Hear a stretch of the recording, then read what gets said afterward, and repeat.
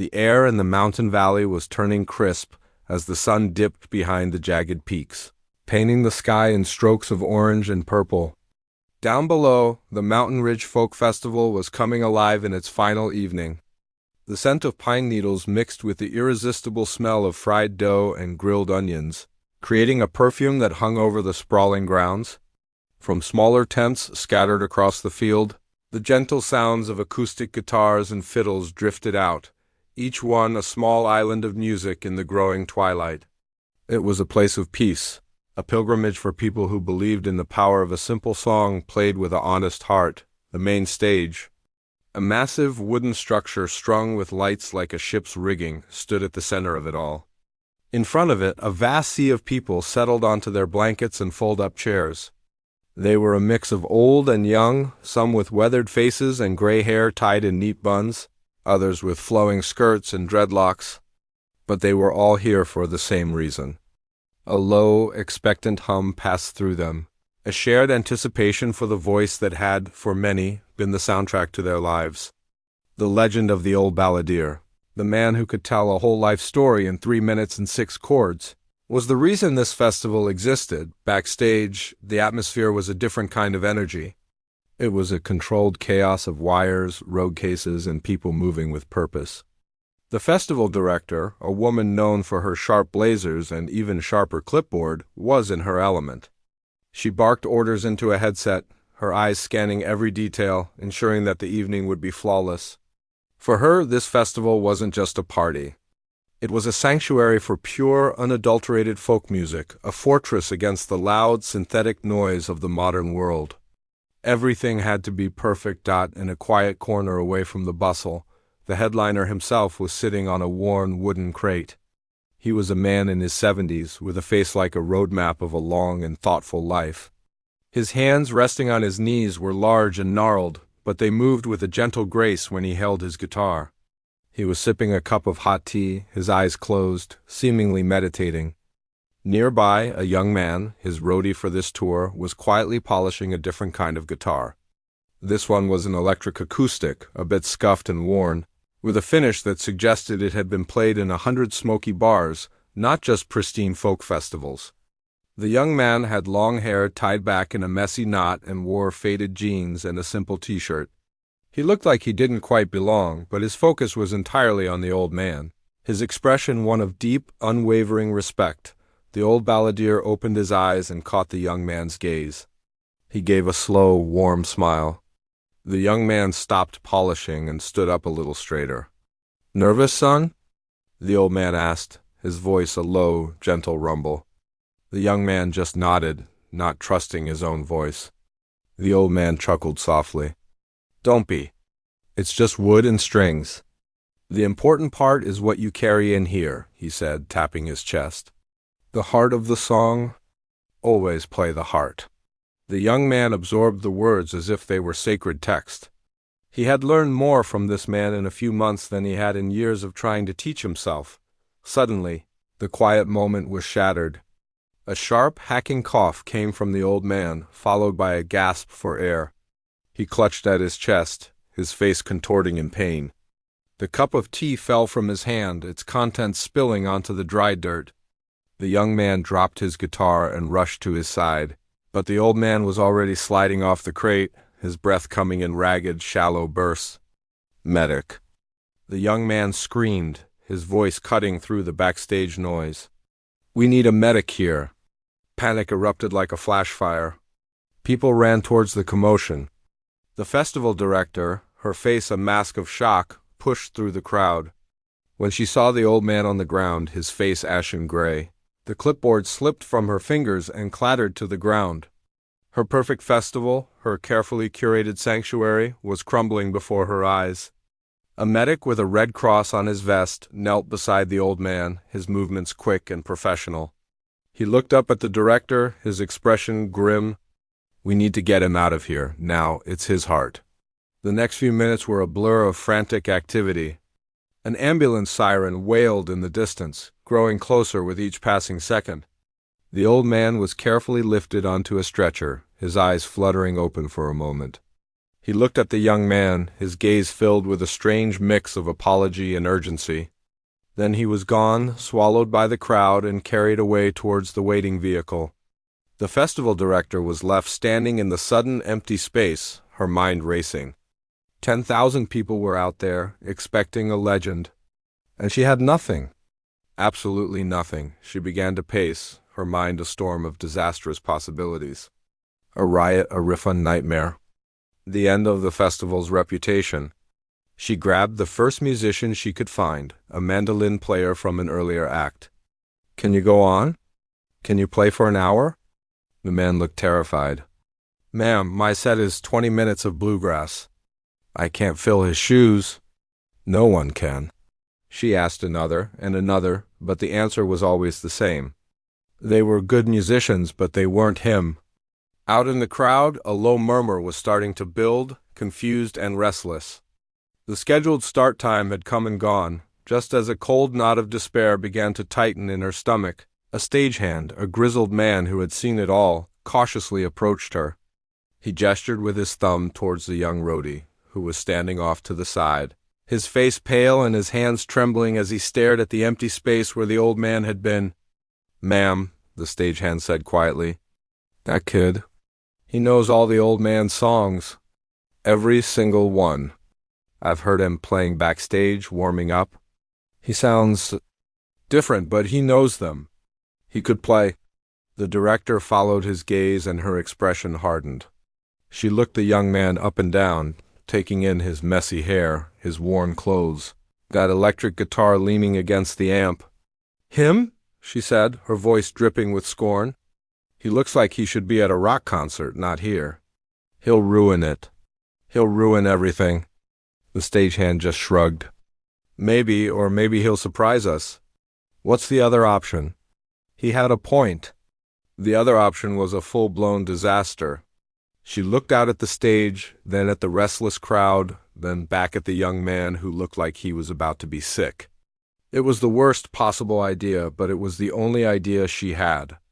Taking a deep breath, she straightened her blazer and marched over to him.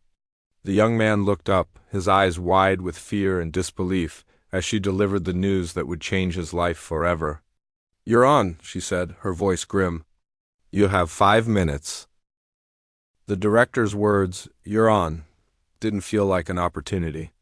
They felt like a death sentence. The young man's world shrank to the size of a pinprick. The frantic energy of backstage, the shouting, the scrambling, it all faded into a distant underwater hum. All he could hear was the frantic thumping of his own heart, a wild drumbeat against his ribs. His mouth went dry, and his hands, usually so steady on the fretboard, began to tremble uncontrollably. He felt a cold sweat break out on his forehead, and for a terrifying second, he thought his knees might give out from under him. He looked around wildly, as if searching for an escape route, but there was none. The stagehand who had suggested him gave a small, encouraging nod, but it did little to calm the storm raging inside him. His eyes fell on his guitar, leaning against the amp where he had left it. It was his oldest friend, a scuffed and battered companion that had been with him through countless late-night practices and empty bar gigs. He stumbled towards it, his legs feeling like they were made of lead. Slinging the strap over his shoulder, the familiar weight of the instrument settled against his body. It was a small, solid anchor in a sea of pure terror. The 5 minutes the director had given him felt like both an eternity and a single second. A grizzled old fiddle player, his face a roadmap of 1,000 late-night sessions, stepped into his path. The old man placed a gentle hand on his arm. "Kid," he said, his voice raspy with age and concern, "just play it straight, you hear? No fancy stuff. These folks, they came for the old songs, the real songs. Just give them that. Don't try to be a hero." The advice was meant to be helpful, but it landed like another weight on his shoulders. It was a reminder of the enormous, impossible shoes he was being asked to fill. He could only manage a weak, jerky nod in response as he started the long walk towards the stage ramp. The festival director appeared at his side, her face a mask of grim determination. She walked with him, her heels clicking sharply on the concrete floor, a sound that seemed to count down his final moments of freedom. Listen to me, she said, her voice low and sharp enough to cut glass. This is not a showcase for you. This is about respecting the artist who couldn't be here and the audience who paid to see him. You will play his songs. You will play them simply. If you try one of your modern tricks, if you use one of those pedals or play a single note that doesn't belong, I will personally pull the plug. Do you understand me? Her eyes bore into his, and he could see the raw fear and anger in them. She wasn't just worried about a bad performance. She was protecting the soul of her festival from what she saw as an invader. He swallowed hard and nodded again. His throat too tight to form words, he reached the edge of the stage, the boundary between the shadows and the blinding light. From here, he could feel the immense presence of the crowd, a living entity, breathing as one. He could hear their confused murmurs, the restless shuffling of feet on the grass. The announcer, a man with a smooth, reassuring voice, walked onto the stage and approached the microphone. The young man stood in the wings, his heart pounding, waiting for his cue. "Ladies and gentlemen," the announcer began, his voice booming through the massive speakers, "we have a bit of a change in our schedule for you this evening. As some of you may know, we had a medical emergency backstage. Our beloved headliner has had to be taken to the hospital. He's going to be okay, but he cannot perform for you tonight." A wave of audible disappointment, a collective awe, washed over the crowd. The announcer raised his voice to be heard over the murmur. "But in the spirit of the music that brings us all here, a young man who has been traveling with him, a roadie who learned at his feet, has graciously agreed to step in and play some of the songs you know and love. Please welcome to the stage." The announcer said his name, but the young man barely heard it. It was his cue. He took one final, shaky breath and stepped out of the darkness and into the light. The transition was a physical shock. The stage lights were blindingly bright, turning the world into a white, featureless void. For a moment he was completely disoriented, a ghost floating in a sea of light and sound. He could feel the heat of the lamps on his skin and hear the low thrum of the amplifier behind him dot as his eyes slowly began to adjust. The white void resolved into a terrifyingly clear picture. It was a sea of faces. Thousands of them, stretching back into the darkness as far as he could see. He saw weathered, kind faces that now looked confused. He saw couples with their arms crossed, their expressions expectant and unforgiving. He saw older folks sitting in folding chairs, their brows furrowed in skepticism. He was not the legend they had waited all day to see. He was not the wise old storyteller. He was just a kid with long hair and a t-shirt, holding a guitar that looked a little too electric for this sacred ground. And then he heard it. It wasn't one person, but a sound that rose from 1,000 different places at once. It started as a low murmur, a ripple of discontent, and then grew into a single, unified wave of sound. It was an audible groan.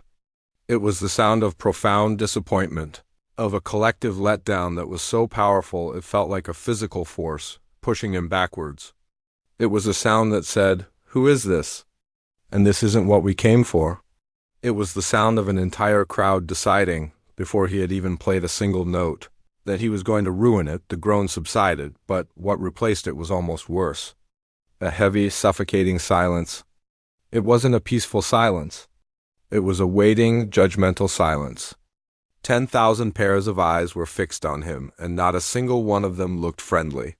He was completely and utterly alone on that vast wooden stage, a small, trembling figure under the immense weight of their expectation. He felt a desperate urge to turn and run, to escape back into the shadows and disappear forever. But his feet were frozen to the spot. He closed his eyes for a brief second, blocking out the hostile faces, and saw the old man's kind, wise eyes in his mind. He heard his voice, a gentle echo in the chaos. "Play the heart." Opening his eyes again, he took a small step forward, positioned himself in front of the microphone, and slowly, deliberately, lifted his trembling hands to the strings of his guitar. The crowd waited. His fingers, slick with a cold sweat, found the starting position on the fretboard. The first chord he played was a little shaky, a hesitant sound that wavered in the heavy air. He took a breath, trying to steady himself, and began to play. It was one of the old man's most famous songs, a gentle ballad about a sailor waiting for his love by the sea. The melody was simple, pure, and known by almost everyone in the crowd. He played it note for note, exactly as he had been taught. His voice, when he finally dared to sing, was thin and tight, but he hit every note with a careful precision. The song hung in the air like a photograph of a painting. It was a perfect copy, but it had no life, no warmth. It was a ghost of the song the old man sang. The young man was so focused on not making a mistake, on not adding any of his own modern tricks, that he had squeezed all the feeling out of it. He was a technician, not a musician. His eyes were fixed on his fretboard, his body stiff with tension. He didn't move, he didn't connect. He just performed the task he had been given. When the last note faded, there was a moment of silence, followed by a polite, scattered applause.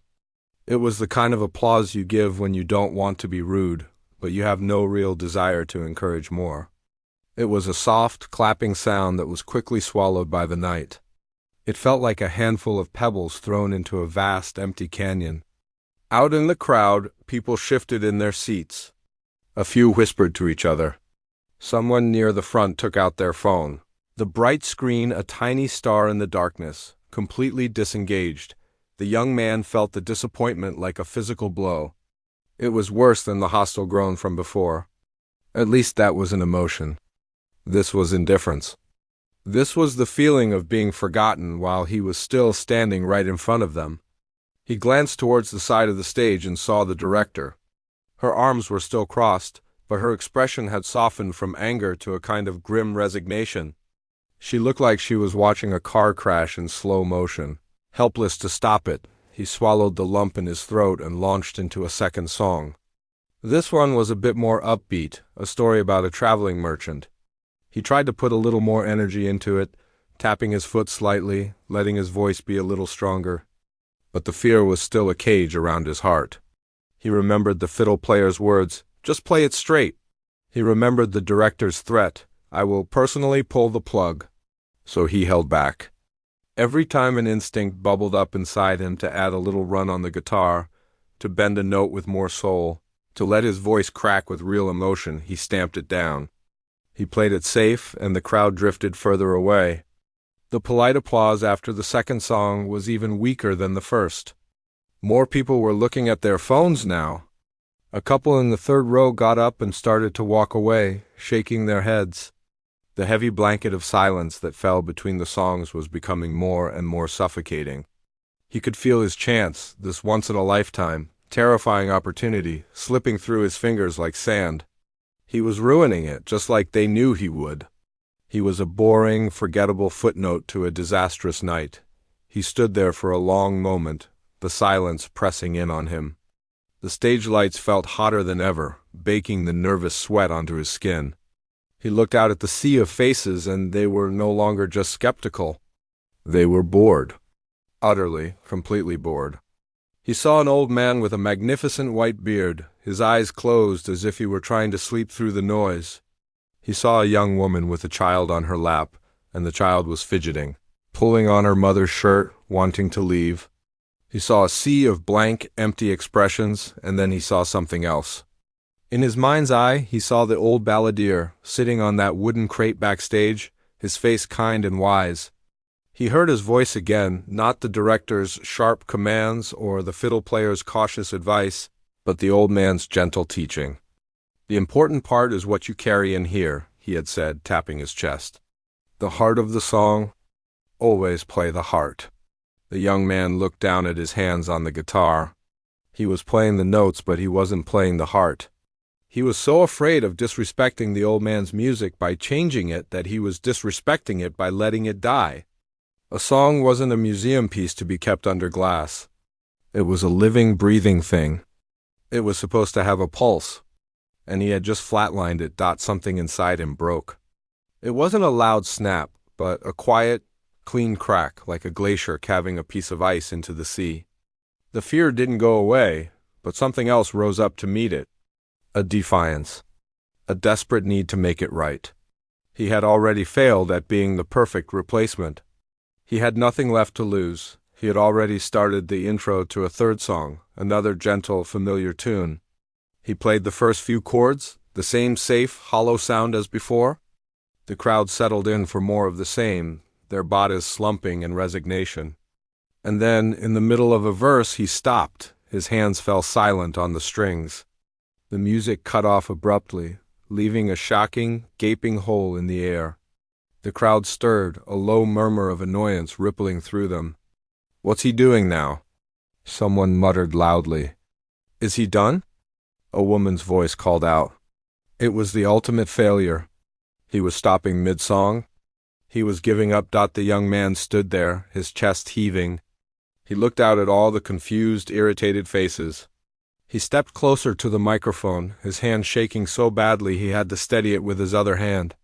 He opened his mouth, and for the first time that night, his voice was clear and strong, not because he wasn't scared, but because what he was about to say was more important than his fear. "He taught me this song," he said, his voice echoing slightly in the sudden silence. "He taught me all of them.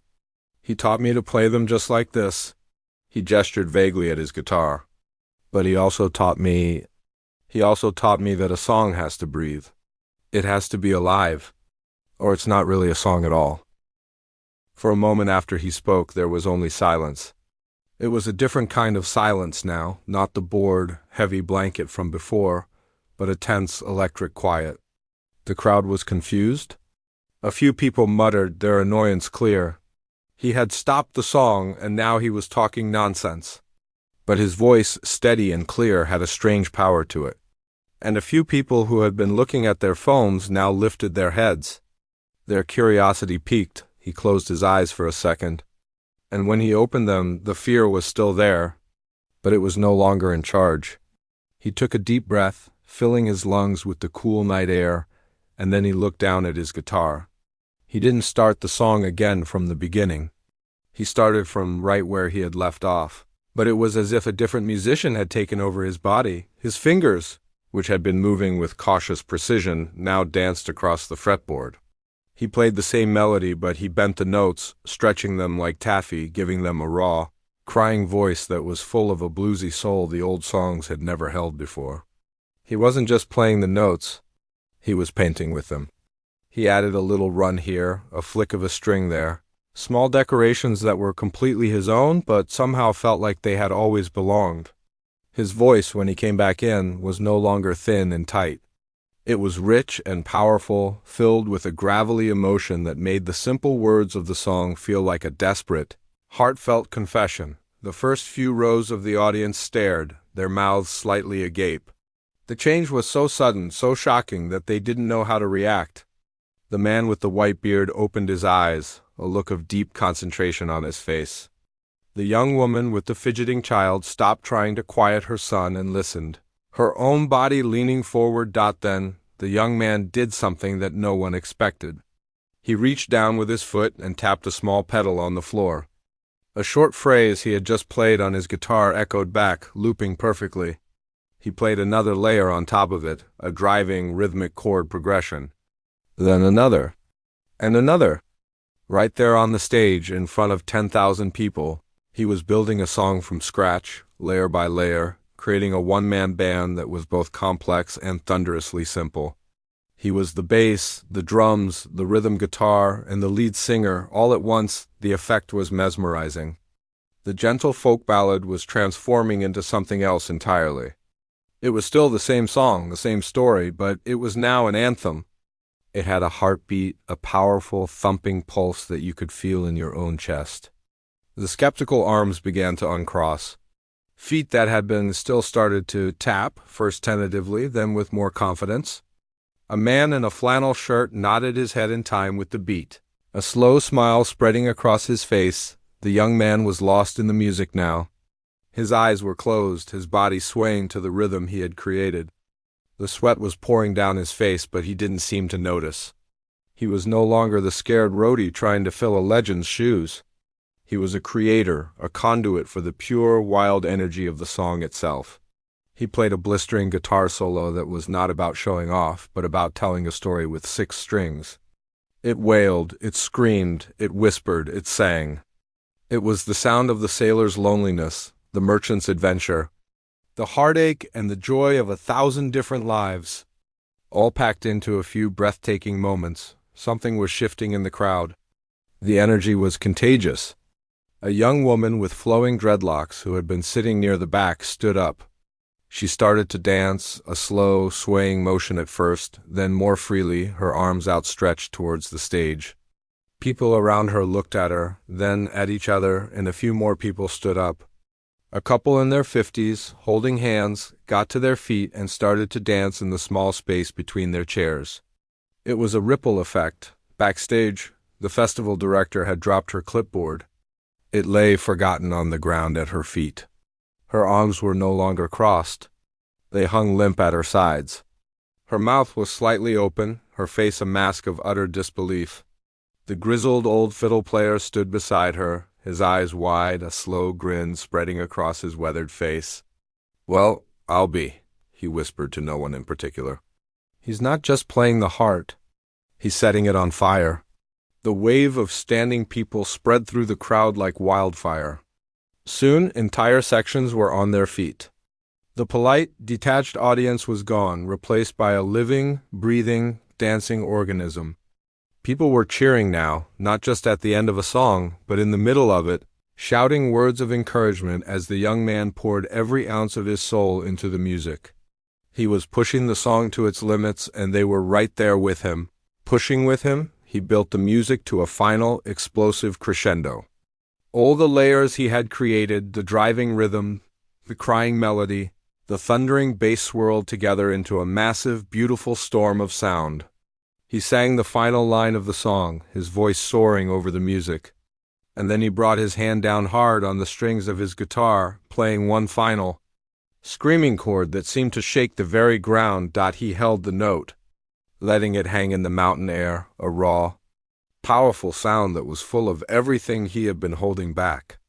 And then, as the last echo faded away, the crowd erupted. It wasn't applause. It was a roar. It was a physical force, a deafening, wall-shaking explosion of sound that was so loud it felt like the sky was falling. 10,000 people were on their feet, screaming, cheering, whistling, stomping their feet. The air was thick with their energy, their joy, their utter astonishment. They had come expecting a quiet tribute, and they had been given a revolution. They had thought he would ruin it, but he had just given them the most unforgettable, thrilling, and alive performance they had ever seen. The young man stood in the center of the storm, drenched in sweat, his chest heaving, a look of pure, exhausted wonder on his face as he looked out at the sea of wild, ecstatic humanity he had just created. The roar was a physical thing. It was a hot wind that pushed against him, a solid wall of sound that vibrated up through the solace of his shoes and into his bones. For a long moment he just stood there, his guitar hanging limp in his hands, his mind completely blank. The world had been reduced to this one overwhelming sensation. The blinding lights, the sea of faces, the mountains in the distance, it all disappeared. There was only the noise, a pure, deafening wave of human emotion that was so powerful it felt like it could lift him right off the stage. He saw 1,000 hands clapping, 1,000 mouths open in shouts he couldn't distinguish. He saw faces that had been bored and skeptical just minutes before, now contorted with joy and astonishment. The man with the magnificent white beard was on his feet, clapping his hands together with surprising strength, a wide, toothless grin on his face. The young woman with the child on her lap was swinging her daughter around in a dance, both of them laughing slowly, as if waking from a dream. He felt a sense of reality return. He was still just a kid from a small town, standing on a stage with a sweaty guitar, but something had changed forever. He took a shaky step forward and gave a small, awkward bow. It wasn't the practiced, elegant bow of a seasoned performer. It was a clumsy, heartfelt gesture of pure gratitude. He was thanking them for listening, for letting him in, for coming on the journey with him. The crowd seemed to understand. His simple, humble bow only made them roar louder. The sound swelled again, washing over him, and this time he didn't fight it. He let it fill him up, chasing away the last of the fear and replacing it with a profound, humming sense of wonder. He turned and walked off the stage, his legs feeling like jelly, and stepped back into the cool shadows of the wings. The contrast was shocking. The wild, living energy of the crowd was replaced by a stunned, reverent silence backstage. A few people were standing there, their mouths agape, just staring at him as if he had just landed from another planet. The grizzled old fiddle player was the first to move. He walked up to the young man, his eyes wide with a mixture of shock and pure admiration. He didn't say a word. He just reached out, put a hand on the young man's shoulder, and gave it a firm, respectful squeeze. Then he smiled, a real, genuine smile that crinkled the corners of his eyes. Then he saw her. The festival director was standing a few feet away, her clipboard still lying on the ground where she had dropped it. Her arms were hanging at her sides, and her sharp, professional mask was gone, replaced by an expression of utter, unguarded disbelief. She walked towards him slowly, her heels making no sound on the concrete floor. He braced himself, expecting anger, or at least a cold lecture about breaking the rules. She stopped in front of him and looked him up and down, as if seeing him for the first time. She opened her mouth, then closed it, as if searching for the right words. Finally she spoke, her voice quiet and a little shaky. "I have no idea what that was," she said, her eyes still wide with wonder. A small, hesitant smile began to form on her lips. "But I want more of it." It wasn't a gushing compliment. It was a statement of fact, a complete and total surrender to the magic he had just created. In that moment he knew he was forgiven. He was accepted, the rest of the night was a blur.